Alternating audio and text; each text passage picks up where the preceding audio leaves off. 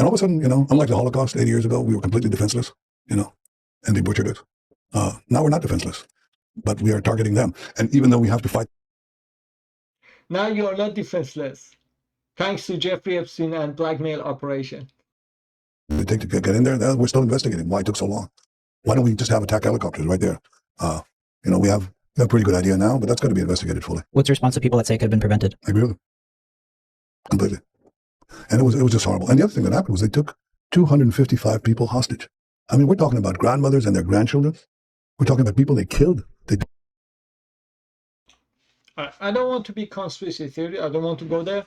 I'm just saying, for 6 months, all these liberal Jews, all those liberal Israelis, leftist Israelis, they were protesting on the street against him and his cabinet for 6 months, every single day. And guess what? When Hamas attacks on October 7, the festival, he's talking about the nature festival, and all those towns that was in the border with the Gaza, that they went in and started to take the hostages and then kill them. All of them, because that neighborhood was a neighborhood of leftist Israelis. So those people who were against Netanyahu.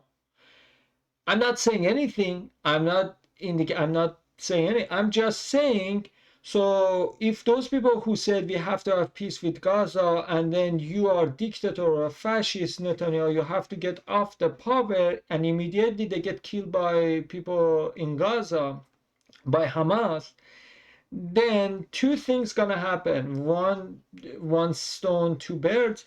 Both the protests gonna be gonna shut down because now we have bigger problem to take care of, and two, those people who were saying, oh, we can't have two-state solutions with them because they were mostly they were leftist Israelis that they were against Netanyahu's cabinet. So those people who were saying we have to have peace with them, what you are doing is wrong, blah, blah, blah, by being a slaughter, or some of their relatives getting a slaughter on that day, because that was the neighborhood for the leftist Israelis.